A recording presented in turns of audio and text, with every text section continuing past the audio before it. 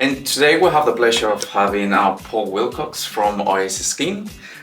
He's a property buyers specialist. And how are you, Paul? Very well. How are you? Yeah, good, thank you. So we want to have a conversation about properties, and there are a lot of comments and a lot of trends happening, and just want to hear a little bit about how this is affecting, how people perceive the property situation or the property access in Sydney in light of the potential of a lot of people coming into Australia, and what can you tell us about that? Sorry, can we stop for a minute? Are you getting a cup of tea? Oh yeah, we'll cut it out. That's It's a case of I'm sure that everyone's complaining about there's not enough properties to buy, and that's always going to be a problem, especially in Sydney, because as I said earlier on, we're bounded by the Sydney Harbour and the bush. And there's never enough properties in Sydney to satisfy the demand, especially from people coming from overseas, and obviously locals wanting to upgrade or downgrade. So Sydney is always going to have an issue of property, the amount of. Yeah, no, that's really interesting, Paul, because even for myself, sometimes I think is it a problem that people or developers maybe don't want to build, or is it a problem of finances, or I don't know, but that's good to know. I never thought about the fact that Sydney is a harbour city, so there are like physical limitations in that sense, and I guess everyone wants to. And you look at places in Sydney, the places got the most density, normally near a train station, like look at Chatswood, those sort of areas where there's lots of high-rise, lots of buildings, shop top units, things like that. So there's only certain places in Australia where you can build high-rise. So, and people generally, if you buy a house, you don't want to block of units next to you. So it's going to be a little bit of not in my backyard routine. Yeah, exactly. And we spoke about that as well before, Paul.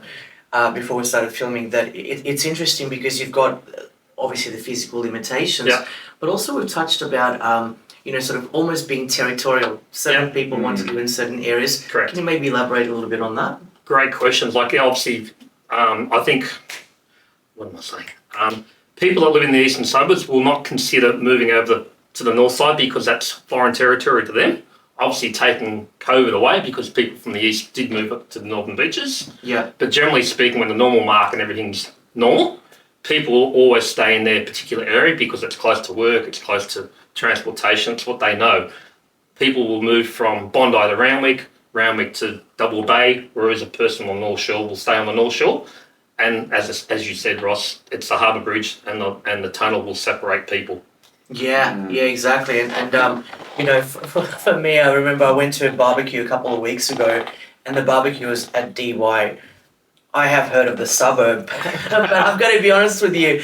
I had to Google and think, what's the easiest way to get there? And I just called an Uber, and that's just that mentality that you were talking about. The fact that it's this sounds just so corny, but the fact that it is over the bridge, you just go, hey. And you'll probably never get there again. Exactly. I'm not going there again. It was a one-off thing. But what? How do you think the market's going to look in the next sort of 6 to 12 months? What are we likely to anticipate?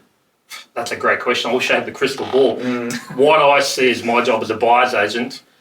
What I can say is at the moment it's very, very quiet because we are at school holidays, and traditionally school holidays slows down. Once we get back into it, winter is almost here again, so traditionally most agents go on holidays, they go skiing overseas. So there's Sydney real estate always works in little patches. So I think back to your question, what's going to happen in 6 months? We're still going to have a shortage of properties. Yeah. I think properties will keep on going up. I think interest rates will stay the same. Yeah, and they'll drop next year. I think next year might be a little bit different, but I think same old for the rest of the year. Yeah, definitely. And just in terms of, I suppose, ensuring that we've got enough properties, in an ideal world, what would you like to see happen? In regard to what?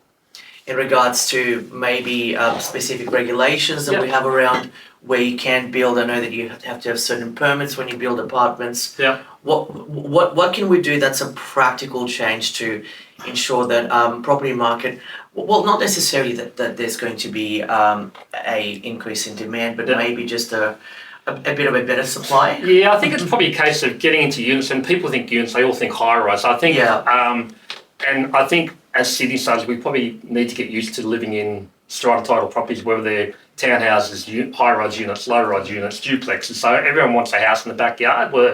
When I was a kid, I had a house in the backyard, but now I'm an adult and with my own family, I don't want a backyard. I don't want to spend the weekend mowing the lawn, doing the garden. I want convenience. Yeah. And convenience is a townhouse, very paved backyard, so I can entertain. So I think what I'd like to see moving forward is more of an increase of townhouses, duplexes, low-rise units instead of a house in a quarter-acre block, because that's a bit dated, in my opinion. Yeah, definitely. And Paul, we have a lot of overseas nationals that come to Australia for the first time, and it's a big country. Yeah.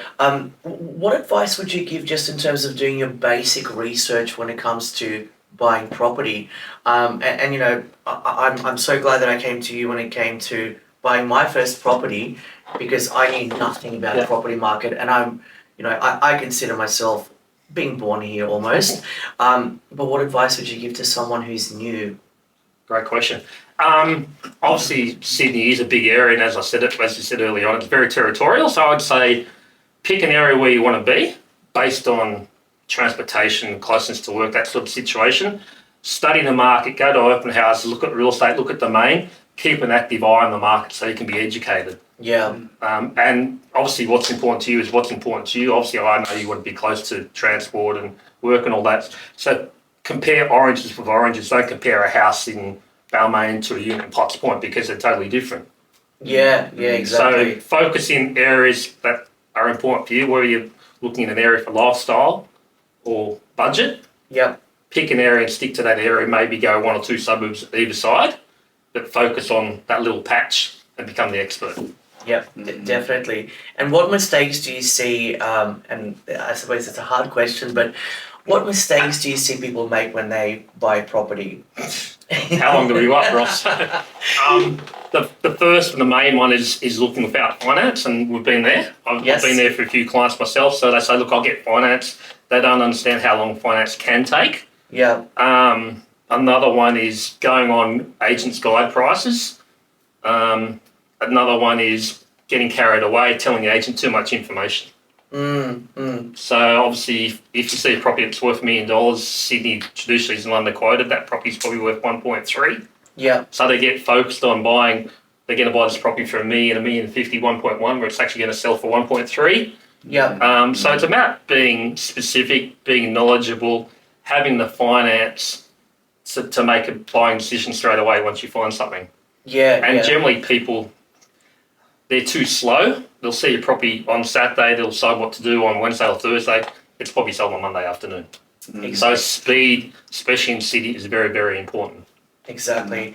And auction versus buying, what's the difference? Auction forward campaign, agents generally will underquote it to build lots of interest. For something for sale price, you've got a fixed price, you try and negotiate down, where an auction price is going to go up. And depending where you're buying, people get comfortable with auction because auction is a standard way of selling in that particular area. All right. And speaking about auctions, Paul, to me I was completely unfamiliar with this concept, and I almost thought, it's maybe a little bit unfair. Do you think it's something completely unfair, or something like it's just a way to sell houses? It's traditionally one of the ways to sell houses, but if you look at Sydney, you look at Australia as a whole, auction is about 19% of the turnover in Australia. 19%. Okay, so it's not very high, is it? But you go in Sydney, and you go in particular areas where I work, and it might be 75%, because what you got here, if you've got a 1-bedroom unit across the road from Bondi Beach, how do you know what it's worth? Is it worth $1 million? Is it worth 1.5? Is it worth 1.8? Yeah. Put an auction guide on it. Don't declare a price, or have a lower guide, and let the competition take it to where it is. Yeah. And there are, as I said, auctions.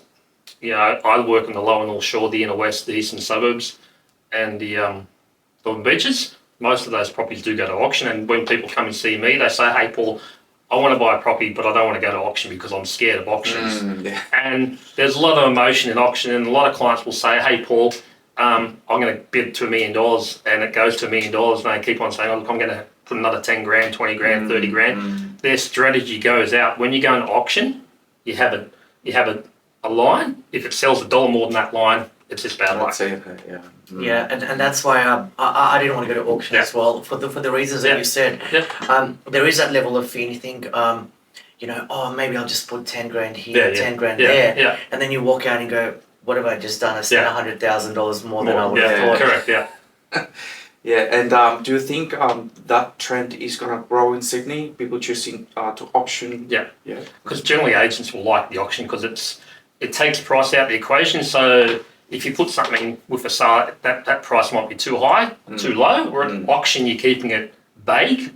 So, you've all been through properties where there's 20, 30 people there. Most of the time it's auction because there's no price, so they think they're going to get it because it's come up on their search criteria on real estate or domain. Most of the time, there's only one person that's going to buy that property, and there's lots and lots of people that are going to miss out. So it's that sort of supply and demand that we spoke about earlier on. There's never going to be enough properties in Sydney to satisfy the demand. Yeah. And that's even taking out people like you and I that want to buy a house to live in. So big takeaways like do your research, be educated before you throw yourself in the market. Yeah. And I think also it wouldn't hurt to think maybe getting out of Sydney, like living in regional areas, so yeah. Yeah. Cool. So Paul, what I also wanted to talk about is the role of a buyer's agent. When I first looked into buyer's agent, or when I was told, why don't you consider buyer's agent, I had no idea what that was. What is a buyer's agent? Buyer's agent is basically the opposite of a real estate agent. A real estate agent is employed by the vendor to get the highest price. Whereas a buyer's agent we're out for the buyers. So we look at everything on the market, off the market. We educate you, we qualify you, we take the time away from you to do the searching for you. Yeah. So it's like everyone will employ a real estate agent to sell their house because they don't know how to do it. They don't know how to market. They don't know what their property's worth. They don't know how to auction. Whereas buyers for so many years have been doing it themselves, not knowing what they're really doing. So a buyer's agent is a licensed agent that take away the hassle, the stress, and the time and get you a better buy. Yeah, definitely. And I suppose also there's that perception, and I've gone through it myself, where people go, well, why do you need a buyer's agent? Just, go to realestate.com, go to domain.com. Why are you paying all this money? What is the sort of the advantages of using a buyer's agent? Another great question, Ross. You're great from today, aren't you? As I said, a lot of the people that come to a buyer's agent, there's a couple of different people come. People like yourself. Yeah. You didn't have the time to go out Wednesday, Thursday, in the weekend, spending time looking on real estate and domain. Well, I didn't even know what I was looking for. Yeah. That's the other thing. I mean, you can make time, but I didn't know what I was looking for. Yeah. And you see something for sale. Can I afford it? Is the right property? Can I get there at 12 o'clock? And what if the agent calls me at 5 o'clock the same day and saying, hey, Ross, I've got an offer, and what do you want to do? Yeah. So I'm there to take the time, give you back your time, the stress. It's a bit like, I say, why would someone use a buyer's agent? It's a bit like you bought a unit, so you can take a week off work and paint it yourself. Go to Bunnings, spend $500 on paint. Yeah. Whereas you can do the opposite. You can go hire a painter, get a property painted, get a better result, it's going to cost you money, and get a better job in the end. So a bit like using a buyer's agent. We're not for everyone. There's probably 4 to 5% of people, buyers, will use a buyer's agent because they think that we're an extra cost, whereas I like to think we're an investment.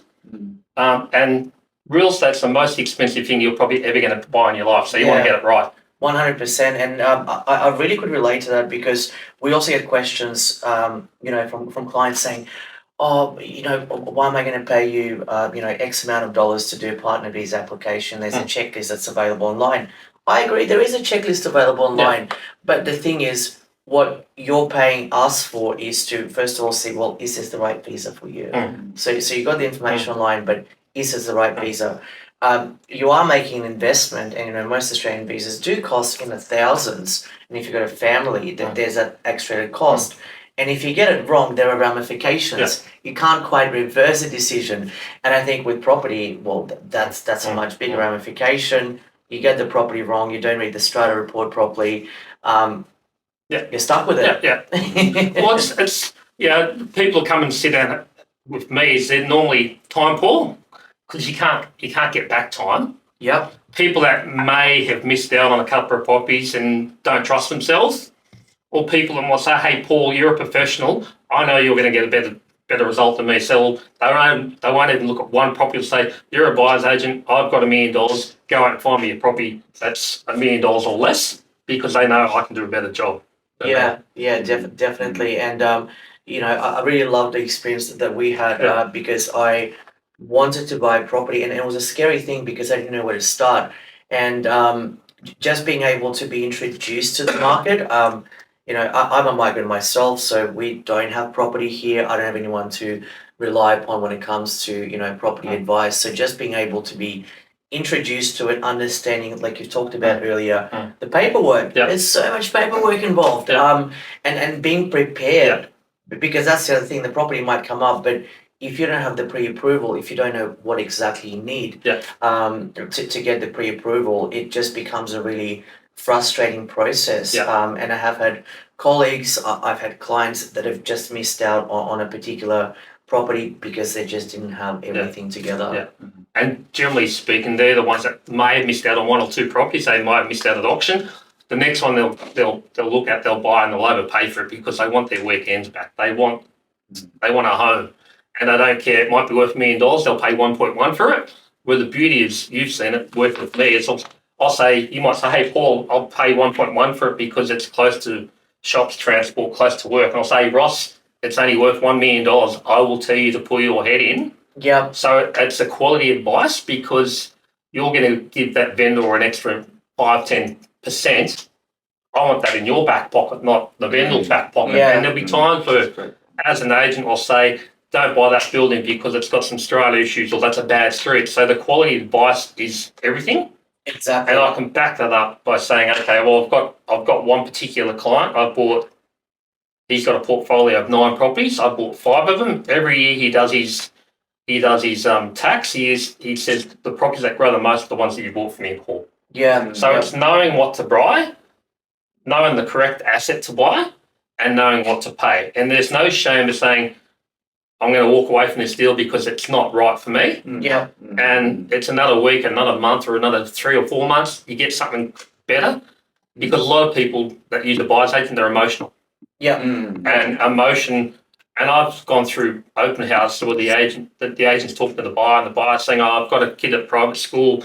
I want to do this." It's like they're giving too much information to the agent, and the agent will turn around and use that against you because, well, okay, you got a kid at private school. They might look at, you might have a BMW parked outside, so you might say you've only got $1 million to buy something, but you clearly got more money than what you're telling. Draped in diamonds. And another one is like, well, no one really likes a real estate agent, but the real estate agent is the one that's sitting in front of the vendor saying, "Hey, Mr. and Mrs. Vendor, Ross has made an offer of $1 million. If that real estate agent doesn't like you, he's probably going to tell the vendor that I think we can do better than Ross's offer. So you've got to be friendly, but you've got to be firm. The agent doesn't need to know everything about you. But he needs to know you're ready to go. Paul, thank you very much for joining us today. It was certainly insightful, and I think, like we were saying with property, I could probably spend all day talking about it because it's just such a hot topic, and it'll always be around. This is something that people will always need and want. Well, as Sydney says, that's all we talk about. It's property. Because it's like you look at the paper on the weekend. It's like that sold for 20 mil, that sold for 30 mil. We are focused on property. We love looking at property. We all live in a property. We all think we know more than the average person about property. We all think we're try-hard real estate agents. So it's property is our biggest source of wealth. Yes, exactly. Thank you so much, Paul. I really appreciate it. My pleasure. Thank you.